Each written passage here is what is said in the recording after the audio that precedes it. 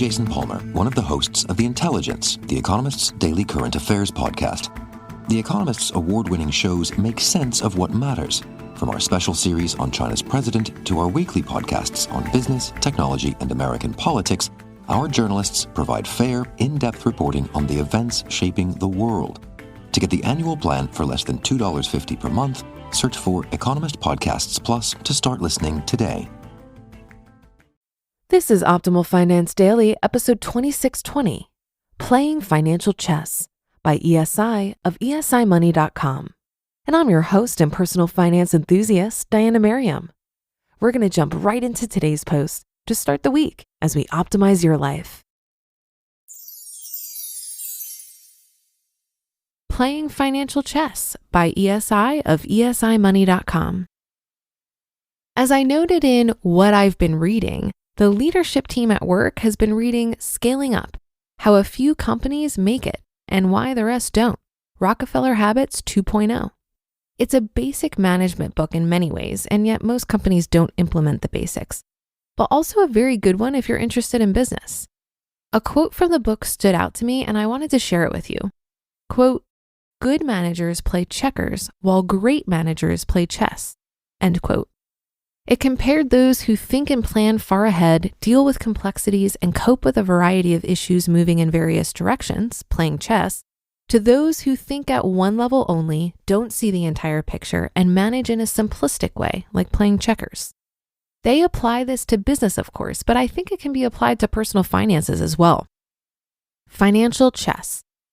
So what is playing financial chess? Here's my take. Someone who plays financial chess knows how the game is won. In chess, you win by placing the king in checkmate. In personal finance, the key measure is net worth, followed closely by cash flow. Knowing what you're trying to achieve is a key part of playing financial chess. Has a strategy. If you go into chess or money management without an idea of what you want to accomplish, you've already lost. Use tactics to implement the strategy.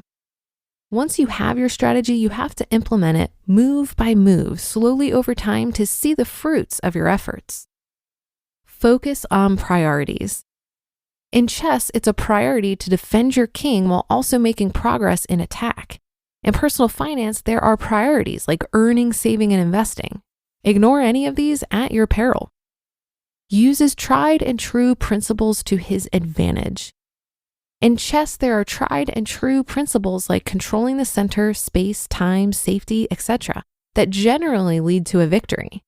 In personal finance, there are tried and true principles like spending less than you earn, keeping debt low, using compound interest to your advantage, etc., that will help you grow your net worth, but is also willing to go against the grain when need be.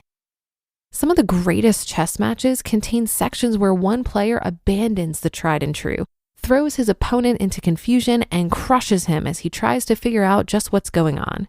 He takes a risk in hopes of a big gain.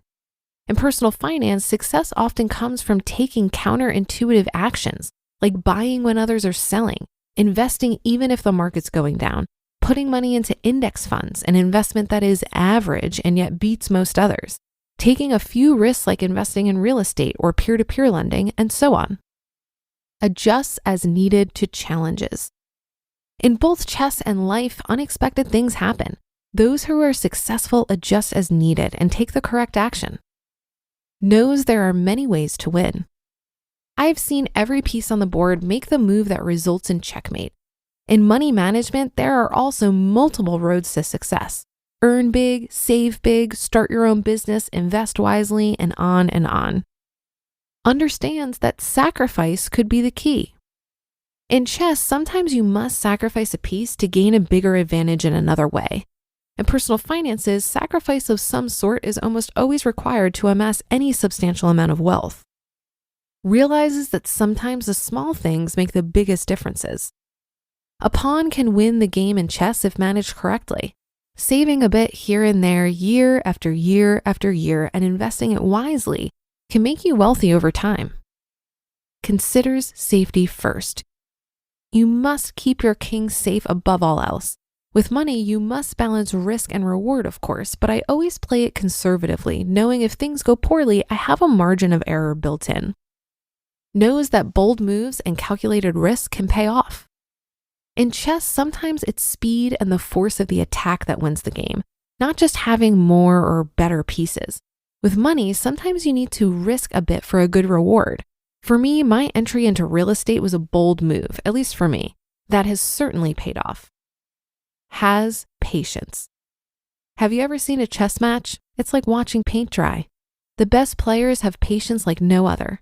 With money, patient, simple moves over years add up to great success. And that's my list, but while we're on the subject of money and chess, there's actually a book on chess and money called Rich as a King: How the Wisdom of Chess Can Make You a Grandmaster of Investing. I have a copy, and while I really wanted to like it, the book just isn't that good. At least that's my opinion. The 5-star rating on Amazon seems to disagree. There you have it, a geeky post on money and chess. Hopefully it won't get any more nerd-like around here for a bit.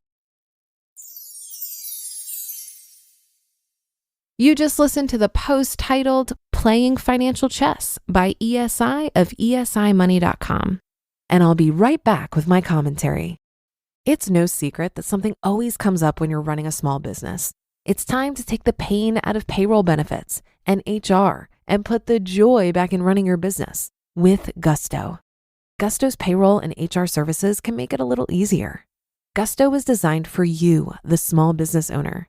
They take the pain out of running a business, automatically calculating paychecks, filing payroll taxes, setting up open enrollment. Gusto does it all. Want more? Time tracking, health insurance, 401k, onboarding, commuter benefits, offer letters, access to HR experts. You get the idea. With Gusto, you can focus on the joy of running your business. It's super easy to set up and get started. And if you're moving from another provider, Gusto can transfer all your data for you. It's no surprise 94% of customers are likely to recommend Gusto. 94. Here's the best part. Because you're a listener, you get 3 months totally free. All you have to do is go to gusto.com/OFD. Again, that's gusto.com/OFD. I'm telling you, you're gonna love Gusto. Get started today. Money management can certainly feel like a game sometimes. You need to make calculated moves, keep your eye on the prize, and of course, we all want to win. Personally, I find the game of money to be much easier than chess, and better yet, you don't have an opponent that's trying to beat you. Also with chess, I get the sense that you have to be hyper vigilant and thinking through your next move at all times.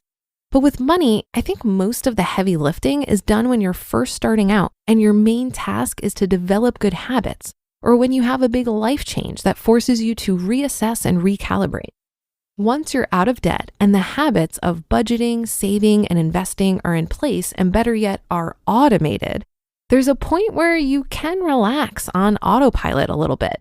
At this point, your habits and automation take over, and you just continue to accumulate wealth either until you've won the game or until you hit a roadblock that forces you to make a move and reassess.